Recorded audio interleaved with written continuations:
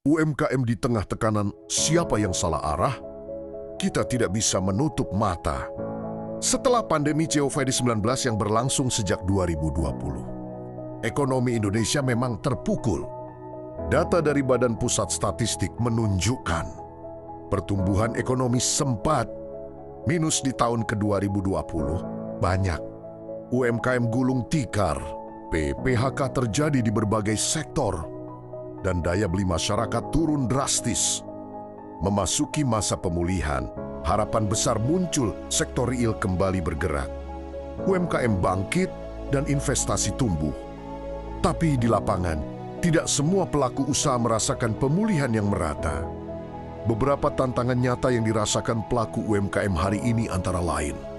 Pertama, beban biaya operasional dan pajak yang tetap berjalan, sementara omset belum stabil. Kedua, daya beli masyarakat yang masih terbatas. Banyak orang kini lebih fokus pada kebutuhan pokok, bukan konsumsi sekunder.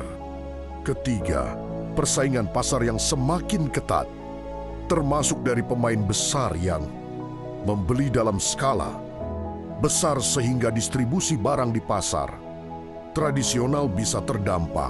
Di sisi lain, pemerintah memang memiliki program bantuan seperti kredit usaha rakyat KUR dan program pemulihan ekonomi nasional. Namun pertanyaannya, apakah implementasinya sudah tepat sasaran dan cukup mudah diakses semua pelaku usaha kecil? UMKM adalah tulang punggung ekonomi.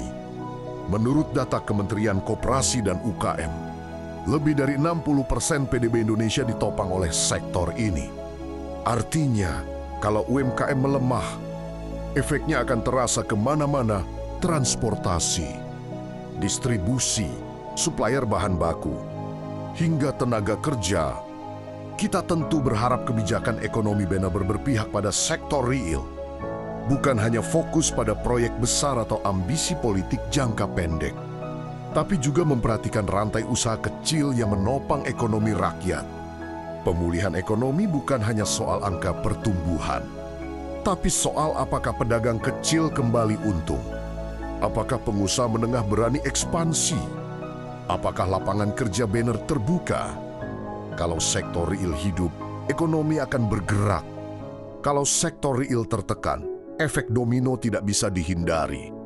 Indonesia butuh kebijakan yang menumbuhkan, bukan sekadar bertahan. Kalau Anda suka konten ini, mohon untuk di-follow, subscribe, like, komen, dan share.